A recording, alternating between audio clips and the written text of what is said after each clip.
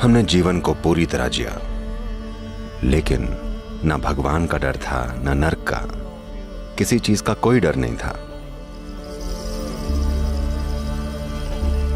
हिंदू कोई धर्म नहीं है, ये एक भगवान रहित धरती है। कोई नैतिकता नहीं है, कोई धर्मादेश नहीं है। जिस पल आपने अपने शरीर और मन को अपनी उन्नति का सोपान बना लिया, आप एक हिंदू बन जाएंगे। ये सारी दुनिया के साथ होना चाहिए।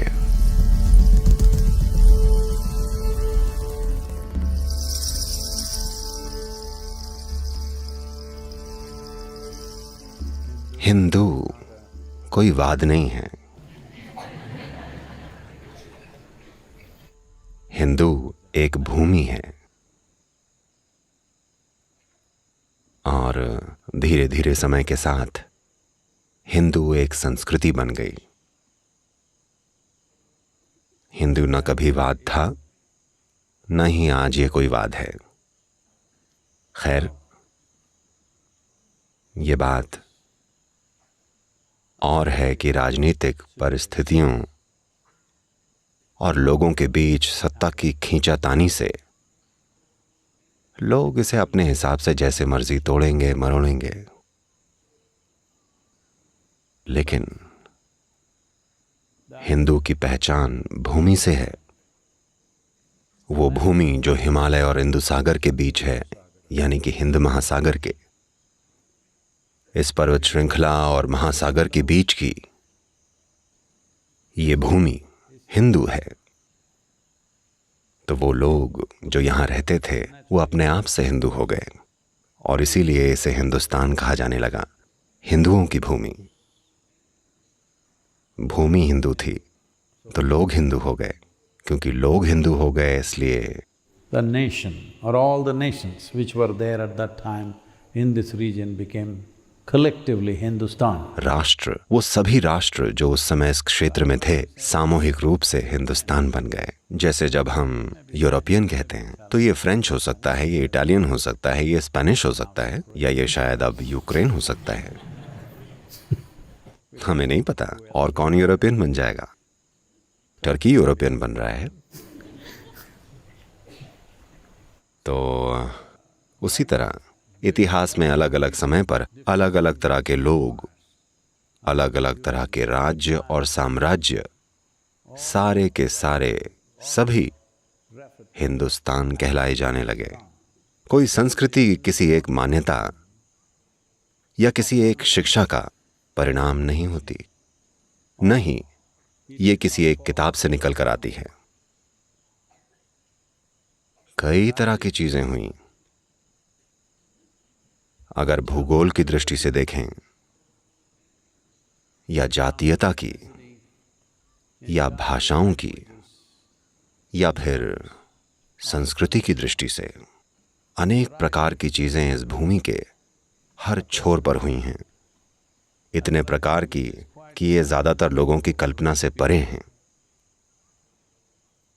19,000 से ज्यादा भाषाएं विकसित हुईं। 19,000 भाषाएं अकेले हिंदुस्तान में। इसका मतलब है कि इतनी ही तरह की संस्कृतियां थीं, इतनी ही तरह के लोग थे, इतनी ही तरह का खाना पकता था। हाँ, विभिन्न चीजें थीं। एक कैलाइडोस्कोप था। चाहे आप इसे जैसे देखें, इसमें विविधता है। पर यह है किस बारे में? अगर इंसान की बुद्धि को इनसे मुक्त कर दिया जाए, यानी डर से, अपराध बोध से और कहीं और मिलने वाले किसी फालतू इनाम से, चाहे आप इसे हेवन कहें, पैराडाइज कहें, स्वर्ग कहें, या आप इसे कुछ भी कहें कि वहां ऊपर कुछ इनाम मिलेगा, या सजा के डर को, या अपराध के बोध को, अगर आप इन 3 चीजों को इंसान के मन से निकाल दें, तो स्वाभाविक है इंसान की बुद्धि खोजना चाहेगी। ये जो हेवन की धारणा है, या पैराडाइज की धारणा है, या स्वर्ग की धारणा है, ये इसलिए लुभावनी है, सिर्फ इसलिए क्योंकि वो लालच से भरी पड़ी है। यहां जो मौजूद है वो काफी नहीं है, वहां कुछ और है जो ज्यादा है। उन्हीं चीजों का बढ़ा चढ़ा बेवकूफाना रूप है जो आपको पता है कि यहां है। अगर इन 3 चीजों को इंसान की बुद्धि से निकाल दिया जाए तो इंसानी बुद्धि स्वाभाविक रूप से परम प्रकृति की खोज करेगी कि हम कौन हैं। तो इस खोज में इस संस्कृति को मिला है खगोल शास्त्र। आज सबके पास इंटेलेक्चुअल प्रॉपर्टी के अधिकार हैं। भारत ही एकलौता ऐसा देश है जिसके पास इंटेलेक्चुअल प्रॉपर्टी के अधिकार नहीं है। हर वो चीज जो भारतीय है या इस हिंदुस्तान की है, उसे चुरा कर सारी दुनिया में उपयोग किया गया है और हर कोई उसे अपना बता रहा है। Well, क्योंकि उनके पास बारूद था, जो कि बहुत सारी ताकत होती है ना। तो we encountered astronomy, we encountered mathematics. इस खोज में हमें खगोल शास्त्र मिला, हमें गणित मिली। इस भूमि और इस संस्कृति के बिना इस दुनिया में गणित का अस्तित्व ना होता। नहीं, आप सब ताली इसलिए बजा रहे हैं, अरे वाह, स्कूल में कोई मैथ ना होती। नहीं, मैं वो नहीं कह रहा हूं। अगर गणित ना होती तो विज्ञान ना होता। आज इतने सारे काम जो हम दुनिया में कर रहे हैं, तकनीक के संदर्भ में इतनी सारी चीजों का जो हम दुनिया में आनंद ले रहे हैं, वो सब ना होता अगर एक विकसित गणित ना होती, जो कि हमें हमारे प्रयास और खोज के रास्ते में मिली। क्योंकि हमारे मन में कोई निष्कर्ष नहीं थे, हमें कोई डर नहीं था, नहीं हमें कोई लालच या अपराध बोध भरा हुआ था। हमने जीवन को पूर्णता में जिया। लेकिन भगवान का कोई डर नहीं था, नर्क का कोई डर नहीं था, ना ही किसी और चीज का डर था। क्योंकि हमने देखा कि सबसे महत्वपूर्ण चीज है खोजना, जानना। तो खगोल विज्ञान, गणित, संगीत, वैसे तो कई तरह के संगीत हैं, पर अगर आप ध्यान दें तो आप देखेंगे कि जो शास्त्रीय संगीत इस धरती से उभर कर आया है, उसके आधार की जटिलता की तुलना में उसके जैसा दूसरा और कुछ नहीं है। ये मेरी राय नहीं है, दुनिया के महानतम म्यूजिशियंस ऐसा कहेंगे। जब आधार इतना जटिल हो, तब इस पर आप कुछ भी बना सकते हैं, इसकी कोई सीमा नहीं है। अगर आपके पास आधार उतना उन्नत नहीं है तो आप जो भी बनाएंगे वो न्यूनतम होगा। आप न्यूनतम का ही निर्माण कर सकते हैं। So there is a very complex understanding of mathematics. तो गणित की एक बहुत ही उन्नत समझ है, उसके कई पहलुओं की समझ है, खास तौर से ज्योमेट्री की और खगोल विज्ञान की। ये वो संस्कृति है जिसने 6 से 7 हजार साल पहले ही ये स्पष्ट रूप से बता दिया था कि पृथ्वी गोल है और यह ग्रह सूर्य की परिक्रमा कर रहा है। हमने माना नहीं कि पृथ्वी ब्रह्मांड का केंद्र है। ये समझ हम में इसलिए नहीं आई कि ये देश वैज्ञानिकों से भरा हुआ था। ये समझ हम में इसलिए आई क्योंकि हम खोजी थे। अगर आप वाकई सच में विज्ञान में रुचि लेते हैं तो आप जरूर एक खोजी होंगे। आप किसी चीज को मानने वाले बनकर वैज्ञानिक नहीं हो सकते, ये संभव ही नहीं है। क्योंकि मानना मतलब आपने उन चीजों के बारे में निष्कर्ष बना रखे हैं जिनका आपको कोई अंदाजा नहीं है। हमें मैथमेटिक्स मिला, संगीत मिला, खगोल विज्ञान मिला, रहस्यवाद मिला, कई जादुई और रहस्यमयी चीजें मिली, पर हम फिर भी खोजते रहे। क्योंकि हमारा खोजना इसके या उसके बारे में नहीं था जो हम समझते थे कि हमारे लिए उपयोगी है, बल्कि हम उस सत्य को खोजना चाहते थे जो हमारे अस्तित्व का आधार है, इसकी प्रकृति को, कि ये क्या है। इस खोज में हम खोजते ही खोजते चले गए। जैसे जैसे हमारा प्रयास और खोज और ये बोध गहरा हुआ,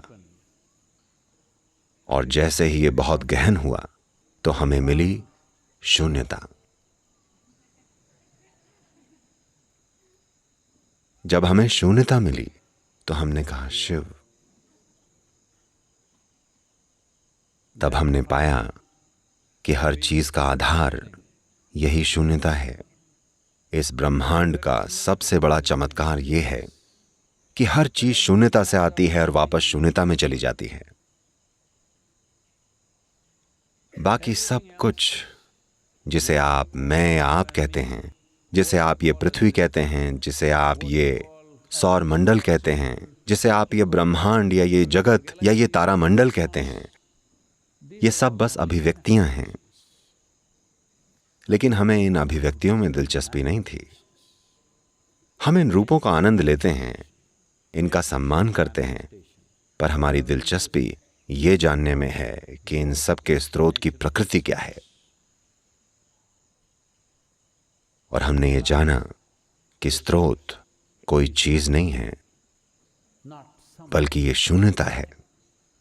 और ये किसी एक जगह पर नहीं है, बल्कि हर जगह है। तो हमने कहा शिव, जिसका मतलब है वो जो नहीं है। पर लोग इसे समझ नहीं पाए। वो एक रूप को ढूंढ रहे थे।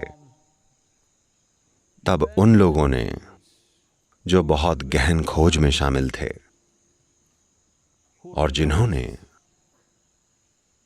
इन रूपों और उनकी प्रकृति को जान लिया था, क्योंकि उन्होंने उसे जान लिया था जो नहीं है, तो हमने उन्हें भी शिव कहा। तो आज जिन शिव की आप चर्चा करते हैं, जिन्हें इस धरती पर पूजा जाता है, उन्हें पूजा की जरूरत नहीं है, क्योंकि वो बिना किसी रुचि के बैठे हैं। वो ऐसे नहीं हैं जो आपके किए गए गुणगानों से या इसकी या उसकी भेंटों से प्रभावित हो जाएं। वो बस ऐसे ही बिना रुचि के बैठे हैं। यही कारण है कि उनका और ज्यादा उचित वर्णन होगा आदि योगी। शिव यानी वो जो नहीं है, क्योंकि वो जो नहीं है उसे देखा, सुना, सूंघा और छुआ नहीं जा सकता। तो वो जिसने इस तत्व को जान लिया, हम उसे भी शिव कहते हैं, क्योंकि जिसने इस तत्व को जान लिया वो वहां तक पहुंचने का एक द्वार बन जाता है। देखिए, जब आप कहते हैं मेरा घर, जब आप सोचते हैं कि अरे मैं अपने घर जा रहा हूं, तो आप उन सारे कमरों या बाथरूम या टॉयलेट या पीछे वाले दरवाजे या किचन के बारे में नहीं सोचते। नहीं, वो आगे वाला द्वार होता है जो आपके लिए घर है। जब आप द्वार पर होते हैं, ये मेरा घर है, आप उस आगे वाले द्वार की ओर इशारा करके कहते हैं ये मेरा घर है। तो द्वार बहुत महत्वपूर्ण है। तो वो जो द्वार बन गया है, उस तक पहुंचने के लिए जो नहीं है, हम उसे भी शिव कहते हैं। तो इस खोज का क्या तुक है? तुक ये है कि अगर आप स्रोत की प्रकृति को जानते हैं और अगर आपके पास समय और झुकाव है, तो आप हर चीज की प्रकृति को जान लेते हैं। अगर आप किसी चीज को जानते हैं तो आप केवल उसी चीज को जानेंगे, पर अगर आप कुछ नहीं को जान लेते हैं, तब सब कुछ जानना संभव है। तो यही खोज इस संस्कृति का आधार है। ये खोज करने की भूमि है, न कि बस मान लेने की। ये भगवान रहित धरती है। यहां कहीं कोई एक भगवान नहीं है। जैसा कि मैंने आपको पहले भी कई बार बताया है, हमें भगवान बनाने की तकनीक आती है। खैर, इस तरह के शब्द मौजूद हैं। जब हम किसी को भगवान कहते हैं, तो आपको समझना होगा कि भगवान शब्द मूल रूप से भज से आया है, जिसका मतलब है वो जिसे आप प्रेरित हों, जिसका आप आदर करते हैं, वो जो महान है। तो अगर कोई इंसान या कोई पेड़ या कोई पहाड़ हमें महान लगता है, तो हम उसे भगवान कहते हैं, क्योंकि वो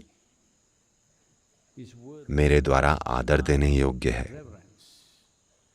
कोई भी चीज जो आपको गहराई से प्रभावित करती है, आपका भगवान बन जाती है। जब हम भगवान कहते हैं, तो हम ऐसे किसी की बात नहीं कर रहे हैं जो वहां ऊपर स्वर्ग में बैठा है और जिसे यहां हर चीज को मैनेज करना आता है। नहीं, अगर आप इस धरती के इस इतिहास को पलट कर देखें, तो आप निश्चित रूप से ये जानते हैं कि भगवान को चीजें मैनेज करनी नहीं आती। हेलो,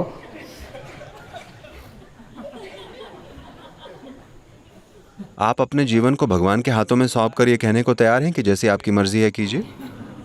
नहीं। जो चीजें आपके हाथ में नहीं हैं, उन्हें आप उनको देने के लिए तैयार हैं। जो आपके हाथ में हैं, आपका पैसा जरा मंदिर के बाहर फेंक कर आइए, मैं भी तो देखूं। No. जो आपके पास नहीं है वो जरूर आप। बहुत सारे लोग मेरे पास भी आकर कहते हैं, सद्गुरु ಉಸಿರು ಕೊಡ್ತಿರುವೆ ಸದ್ಗುರು. ಅಯ್ಯೋ ಉಸಿರು ಉಡಬೇಡಪ್ಪ.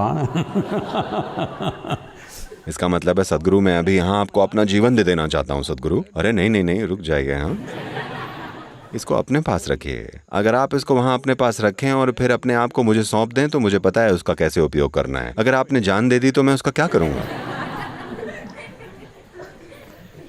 तो ये उस तरह की संस्कृति नहीं है, ये खोज करने वाली संस्कृति है। और जिस भी तरह से आप खोज करना चाहें उसका बड़ा सम्मान किया जाता है। आप इसे बड़े स्थायी और अच्छे ढंग से खोज सकते हैं या फिर पागलपन के साथ भी। चाहे जैसे भी आप खोजें, जब तक आप खोज रहे हैं इस संस्कृति को वो स्वीकार्य है। यहाँ इस देश में इसके बड़े ही व्यवस्थित तरीके हैं इस धरती पर, और साथ ही बिल्कुल वाइल्ड तरीके भी हैं। यहाँ अघोरी हैं, यहाँ तांत्रिक हैं, यहाँ तरह तरह के लोग हैं, क्योंकि यहाँ कुछ भी वर्जित नहीं है जब तक कि आप खोज रहे हैं।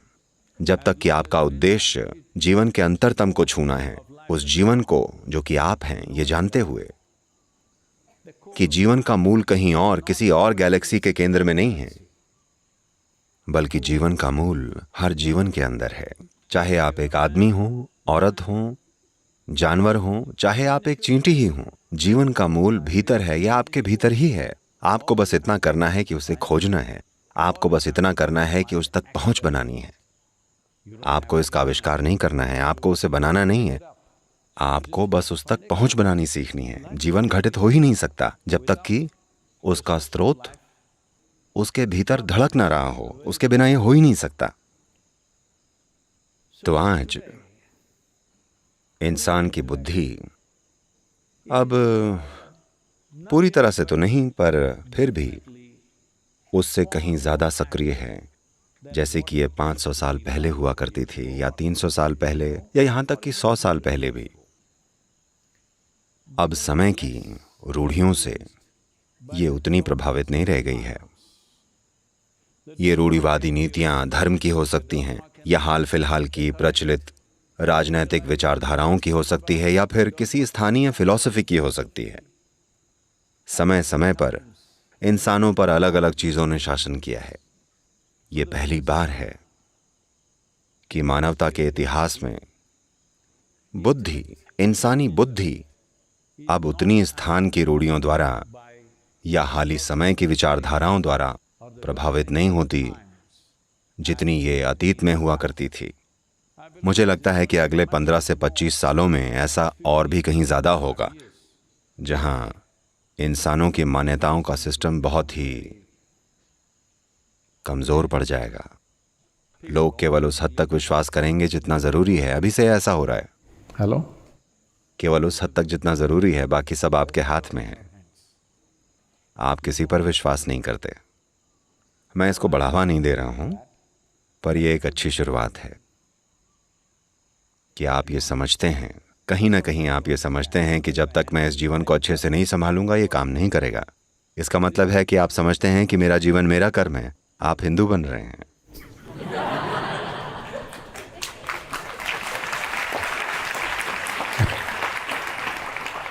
तो आपको ये समझना चाहिए कि हिंदू कोई वाद नहीं है, हिंदू कोई धर्म नहीं है, हिंदू जीने का कोई एक विशेष तरीका नहीं है जैसा कि लोग बताने की कोशिश कर रहे हैं। हिंदू एक भूमि है। भूमि की वजह से लोग हिंदू हो गए, लोगों की वजह से सभ्यता हिंदू बन गई, और सभ्यता की वजह से ये देश हिंदुस्तान बन गया। तो ये समझना जरूरी है कि जैसा कि मैंने पहले भी कहा है, अगर इंसान की बुद्धि को डर के प्रभाव से मुक्त कर दिया जाए, अपराध बोध के प्रभाव से मुक्त कर दिया जाए या हद से ज्यादा लालच के प्रभाव से मुक्त कर दिया जाए, तब आप एक हिंदू बन जाएंगे। या हिंदू का शायद आपके मन के अंदर अर्थ बड़ा सीमित संदर्भ हो कि ये खास तरह के लोग होते हैं। नहीं नहीं, चलिए इसे ऐसे देखते हैं। इसको सनातन धर्म बोला जाता है। सनातन शब्द का अर्थ है शाश्वत। Dharma means not religion, dharma means the law. So the eternal law. What is the eternal law? धर्म का मतलब रिलीजन नहीं, धर्म मतलब नियम। तो शाश्वत नियम, शाश्वत नियम क्या है? देखिए, यहाँ बैठे हुए आप और मैं अलग अलग हैं।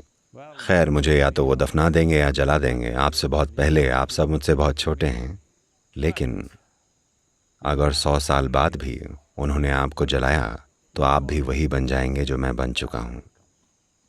अभी अगर आपकी अभिलाषा वैसा बनने की है जैसा मैं हूँ तो वो एक अलग बात है, लेकिन जब हर किसी को वापस पहुंचा दिया जाता है तो हर कोई एक ही चीज बन जाता है बिना किसी समस्या के। तो ये एहसास कि हर चीज एक ही चीज से आती है, ये एहसास क्या आपको मृत्यु के साथ होगा या अभी, यही एक बड़ा अंतर है। अगर आप में ये अभिलाषा है कि ये अभी हो तो आप एक सनातनी हैं। आप अपनी शाश्वत प्रकृति को जानने की चाह रखते हैं। इसका मतलब है कि आप सनातन धर्म में हैं, किसी धर्म के चलते नहीं, किसी फिलॉसफी के रूप में नहीं। आप शाश्वत नियमों के तालमेल में हैं। केवल तब जब आप शाश्वत नियम के साथ तालमेल में होंगे तब इस रूप की सीमाएं, इस व्यक्तिगत रूप की कई सीमाएं होती हैं और इन सीमाओं से आप हमेशा पीड़ित रहेंगे। चाहे आपके पास कितनी भी संपदा हो, आप तब भी पीड़ित रहेंगे। चाहे आप अपनी जिंदगी में कुछ भी बन जाएं, आप तब भी पीड़ित रहेंगे, क्योंकि आपकी पहचान इस रूप से जुड़ी हुई है। आप इसके स्रोत को नहीं खोज रहे हैं। आप अब तक इस अस्तित्व की मूलभूत प्रकृति तक नहीं पहुंच पाए हैं, उस तक जो इसकी शाश्वत प्रकृति है। अब क्या मैं ये ज्ञान दे रहा हूं कि अरे आपके भीतर कुछ शाश्वत है, आप एक आत्मा हैं और ये होगा और वो होगा? नहीं, मैं कह रहा हूं कि आप ये समझें कि आप इस शरीर को इकट्ठा करते हैं और छोड़ देते हैं। एक बार आपको यह एहसास हो गया तो हर कमबख्त सिर में इतनी बुद्धि होती है कि वो ये खोजे कि ये है क्या। ओके, मैंने इसे इकट्ठा किया और एक दिन ये चला जाएगा। ये चीज है क्या? क्योंकि ये कोई कल्पना नहीं है, ये एक सच्चाई है। आपका अस्तित्व एक सच्चाई है। आजकल ये टेक्नोलॉजी वाले लोग साधुओं की तरह दिखने की कोशिश कर रहे हैं, लंबे बाल हैं, जटाजूट में जुड़े हैं, है ना? वो सब साधुओं की तरह दिखना चाह रहे हैं। ये अच्छा ट्रेंड है। वो सारे पहले के हिंदू साधुओं की तरह दिखने की कोशिश कर रहे हैं। तो मूल रूप से पूरी तरह से एक भगवान रहित, फिलॉसफी रहित, अनैतिक, अनैतिक सही शब्द नहीं है, नैतिकता रहित, कोई नैतिकता नहीं, कोई धर्मादेश नहीं, कोई भगवान नहीं, कोई फिलॉसफी नहीं। ये किस तरह के घटिया लोग होंगे? इसका मतलब है आपको सृष्टि की बुद्धिमत्ता पर भरोसा नहीं है। आपको लगता है कि सृष्टि तभी अच्छे से चलेगी जब कोई मूर्ख इसे मैनेज कर रहा होगा। नहीं, सृष्टि बिना मैनेजमेंट के ही अच्छी है। बस इतना है कि जैसे कि मैंने पहले भी कहा है कि अगर इंसान की बुद्धि पर थोपे गए इन डर, अपराध बोध और लालच के मूल्यों का बोझ न डाला जाए, जिसे हर समय बढ़ावा दिया जा रहा है, तो वो स्वाभाविक रूप से अपनी शाश्वत प्रकृति की खोज करेगी। तो जिसे आप हिंदू सभ्यता कहते हैं, या बेहतर होगा कि हम इसे सनातन धर्म कहें, वो एक निर्भीक, अपराध बोध रहित, लालच रहित इंसानों का परिणाम है। तो ऐसा नहीं है कि हिंदू जीवन शैली की वजह से वो ऐसे बन गए, क्योंकि वो ऐसे थे, उसका ये परिणाम हुआ। ये सभ्यता उन गुणों का एक परिणाम है। लेकिन जैसा कि हम सब जानते हैं कि हाल के इतिहास में, इस भूमि पर जब हम हाल के इतिहास में कह रहे हैं, हम 1000 सालों की बात कर रहे हैं। हाल के इतिहास में इस धरती को भयानक रूप से तबाह किया गया, जैसा किसी के साथ नहीं हुआ। शायद आप में से ज़्यादातर लोग ये ना जानते हों, क्योंकि जिन्होंने हमारे इतिहास की किताबें और स्कूल की किताबें लिखी वो आपके सामने अच्छे बने रहना चाहते थे, इसलिए उन्होंने इतिहास के सारे भद्दे हिस्सों को हटा दिया ताकि शायद हम फिर से उन्हीं परिस्थितियों में जा गिरें। पर इस भूमि ने और यहाँ के लोगों ने भयानक अत्याचार देखे हैं। अत्याचार जो आमतौर पर दुनिया में की जाने वाली ऐसी तमाम बातों से कहीं ज्यादा गंभीर थे। दुनिया में जो हम सबसे गंभीर बातें करते हैं वो ये कि कैसे अफ्रीकियों को यूरोप वालों ने दबाया था और कैसे एडोल्फ हिटलर ने दूसरे विश्व युद्ध के पहले के समय में वो सब जो किया था, और उत्तरी अमेरिका में मूल अमेरिकियों के साथ क्या कुछ हुआ था। पर इस भूमि में जो हुआ है उसकी मात्रा और अत्याचार का स्तर दोनों इससे बहुत बहुत बहुत ज्यादा था। लेकिन केवल यही एक ऐसी भूमि है जहां 1000 साल के असहनीय अत्याचार के बाद भी हमने अब भी अपने होने के तरीके को संजो कर रखा है।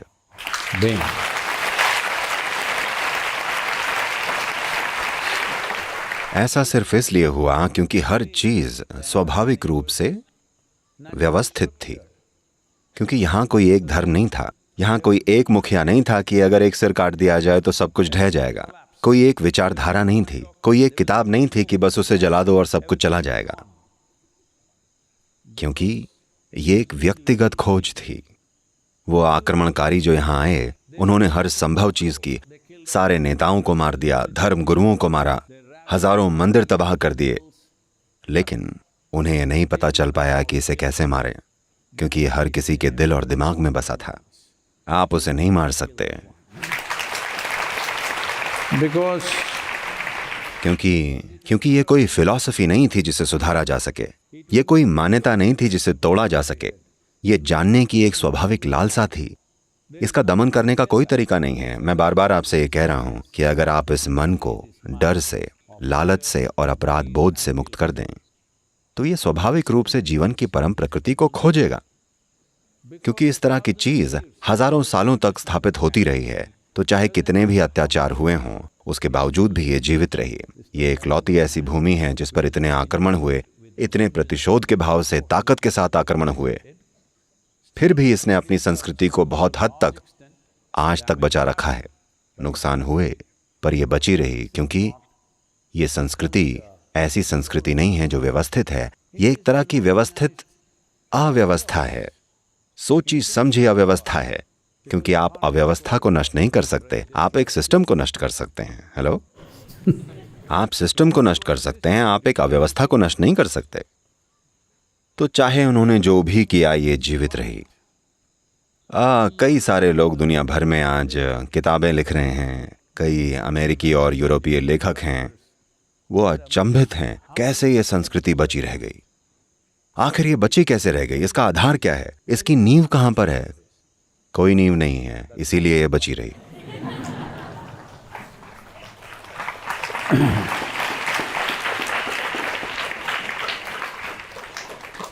क्योंकि इसकी नींव हमारे विकास में है, इसकी नींव हमारे अस्तित्व की प्रकृति में है।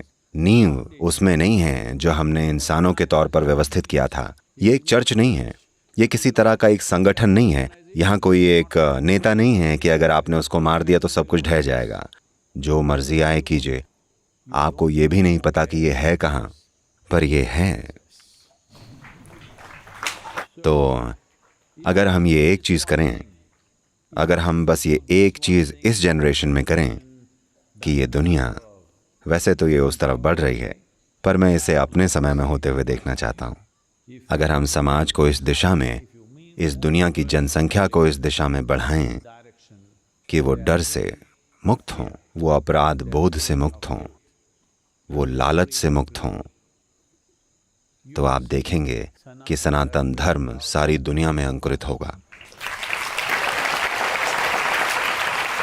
ये बात आपको समझनी पड़ेगी कि सनातन धर्म का मतलब ये नहीं है कि वो सब आपके मंत्र जपेंगे या सब लोग ऐसा करेंगे। नहीं, वो सब खोज करेंगे। बस इतना ही मायने रखता है, वो चाहे जैसे खोजें, उससे हमें मतलब नहीं है। Hello, We don't care how they seek, as long as they are seeking. वो कैसे खोजते हैं हमें उससे मतलब नहीं है, जब तक कि वो अपनी शाश्वत प्रकृति खोज रहे हैं, जब तक कि वो अपनी परम संभावना को खोज रहे हैं। हम उन्हें कहते हैं सनातनी। क्योंकि सनातन मतलब लोगों का कोई एक विशेष ग्रुप नहीं है। सनातन मतलब शाश्वत प्रकृति। तो हिंदूवाद क्या होता है? ऐसी कोई चीज़ नहीं होती, कोई वाद नहीं है। लोग इसे बचाए रखने के लिए इसे वाद बनाने की कोशिश कर रहे हैं। ये दुर्भाग्य है, पर मुझे इसके बचे रहने का डर नहीं है। मैं सिर्फ एक रूपांतरण देखता हूं। कई लोग हैं सोचते हैं कि मैं उतना हिंदू नहीं हूं, क्योंकि मैं कोई पूजा नहीं करता, मैं कोई मंत्र जाप नहीं करता, मैं यहाँ वहाँ जाकर वो चीज़ें नहीं करता जिनकी अपेक्षा एक हिंदू से की जाती है। वो कहते हैं ये किस तरह के हिंदू हैं? तो क्योंकि मेरा जन्म इस धरती पर हुआ है, तो भौगोलिक दृष्टि से मैं एक हिंदू हूँ, क्योंकि मेरी लालसा हमेशा से ही अपने अस्तित्व की परम प्रकृति को जानने की रही है, और उस वजह से मैं एक सनातनी हूं, ना कि उस वजह से कि मैं उनकी किसी फिलॉसफी का अनुसरण करता हूं। मैं चाहता हूं कि हर इंसान इसकी खोज करे, जो कि हमारी परम प्रकृति है कि हम कौन हैं। तब हर कोई एक सनातनी है। पर यह मत सोचिएगा कि वो आपके धर्म में परिवर्तित हो रहे हैं, क्योंकि परिवर्तित होने के लिए कुछ है ही नहीं। कोई विचारधारा नहीं है, कोई फिलॉसफी नहीं है, कोई भगवान नहीं है, कोई भगवान की सेना नहीं है जिससे आप परिवर्तित होकर ज्वाइन कर लेंगे। बस इतना है कि इसकी अभिव्यक्ति से हटकर इसके स्रोत तक आपका ध्यान इस अभिव्यक्ति से हटकर स्रोत की तरफ चला गया है। इसका मतलब है कि आप एक सनातनी हैं, क्योंकि रूप या अभिव्यक्तियां हमेशा क्षणभंगुर होते हैं। ये एक पद चिन्ह की तरह हैं। आज ये हैं, कल ये नहीं रहेंगे, पर वो स्रोत हमेशा के लिए है। So once your interest has shifted from the body to the source of what it is, तो जब आपकी रुचि शरीर से हटकर उसके स्रोत की ओर चली गई है, आप एक सनातनी बन गए हैं। आप शाश्वत प्रकृति को खोज रहे हैं। ये पूरी दुनिया में होना चाहिए, किसी धर्म की तरह नहीं, किसी फिलॉसफी की तरह नहीं, बल्कि एक स्वाभाविक लालसा की तरह, जो उसके परे जानने की है, जो अभी साकार हो गया है। क्योंकि अभिव्यक्तियां हैं, रूप कई सारे हैं और शानदार हैं,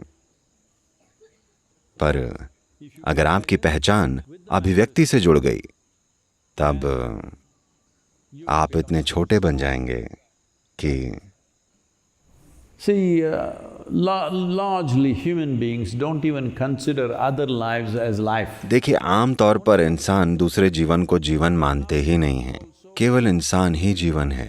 पर अब इसमें भी, अब 21वीं सदी में हम ऐसे हो गए हैं, हम सोचने लगे हैं कि आदमी और औरत दो अलग अलग प्रजातियां हैं। Hello? हमें नहीं लगता कि हम एक ही प्रजाति रह गए हैं, हम अलग अलग प्रजातियां हैं। क्योंकि आपको कुछ भी कहना होता है तो दोनों कहना पड़ता है, पर अब और भी प्रजातियां हैं। मैं यह किसी के तिरस्कार के लिए नहीं कह रहा हूं, मैं बस इतना कह रहा हूं कि हम बेवजह जीवन की एक सरल प्रक्रिया को जटिल बना रहे हैं। पहली बात तो ये कि बायोलॉजी बहुत सरल सी चीज है। इसका उद्देश्य बहुत सरल है और सीमित है। हमें बायोलॉजी को जटिल नहीं बनाना है। देखिए, जब हम कहते हैं कि आप एक सनातनी हैं, तो इसका मतलब ये नहीं है कि आप एक इंसान के शरीर को नकार रहे हैं या मनोविज्ञान को ही नकार रहे हैं। हम उनसे दूर नहीं भाग रहे हैं, हम बस उनसे ऊपर उठना चाहते हैं, बस। क्या ये सार्थक चीज है? हम उसे खारिज करने की बात नहीं कर रहे हैं, हम उससे दूर भागने की बात नहीं कर रहे हैं, हम उससे ऊपर उठने की बात कर रहे हैं, ताकि हम अपने शरीर और मन का वैसा उपयोग कर सकें जैसा हम चाहते हैं, ताकि हमारी बायोलॉजी ही हमें न खा जाए। पर ज्यादातर इंसानों के लिए उनकी शारीरिक जरूरतें और उनकी मनोवैज्ञानिक जरूरतें ही उनके जीवन का सारा समय खाए जा रही हैं, है ना? वो सारी जिंदगी अपनी शारीरिक और मानसिक चीजों को ही सेटल नहीं कर पाते। अगर वो 100 साल भी जिए, तब भी वो वही चीजें करने के लिए तड़प रहे हैं। तो सनातन मतलब ये है कि आप अपनी शारीरिक अभिव्यक्ति के और मन की अभिव्यक्ति के ऊपर उठ गए हैं, जो हमारे पास हैं। और ये बात हर अभिव्यक्ति या रूप पर लागू है। पर आपकी सबसे बड़ी रुकावट आपका खुद का शरीर और आपका खुद का मन है। अगर मैं आपको ऐसी जगह ले जाऊं, मान लीजिए मैं आपको ब्रह्मांड की सबसे महान और पवित्र जगह पर लेकर जाऊं और वहां सीढ़ियां हैं, पर आपने सीढ़ियों को ही रुकावट मान लिया, क्या किया जाए? आप एक त्रासदी हैं, है ना? हेलो, अभी बस यही तो हुआ है। ये शरीर, ये मन, इस स्तर की दिमागी क्षमता, ये भावनाएं, ये ऊर्जा, ये केमिस्ट्री, ये सभी सीढ़ियां हैं, पर अभी ये आपको अपने जीवन की रुकावटों की तरह लग रही हैं। इन्होंने आपको रोक कर रखा है पूरी तरह। जीवन को गिरवी रख दिया जा रहा है सिर्फ शरीर की और मन की जरूरतों को पूरा करने के लिए। आप इसको जो मर्जी आए कह लीजिए, आप इसे धर्म कह सकते हैं, आप इसे परिवार कह सकते हैं, इसे शादी कह सकते हैं, आप इसे जो चाहें कह लीजिए, पर असल में जीवन को गिरवी रखा जा रहा है केवल शरीर की और मन की जरूरतों को पूरा करने के लिए। ये वो सीढ़ियां हैं जिन पर खड़े होकर आपको चढ़ना है और इनके परे जाना है, पर दुर्भाग्य से यही दलदल बन गए हैं। तो जिस पल आप अपने शरीर और मन को एक सोपान बनाकर इनसे ऊपर उठ जाते हैं, आप एक सनातनी हैं।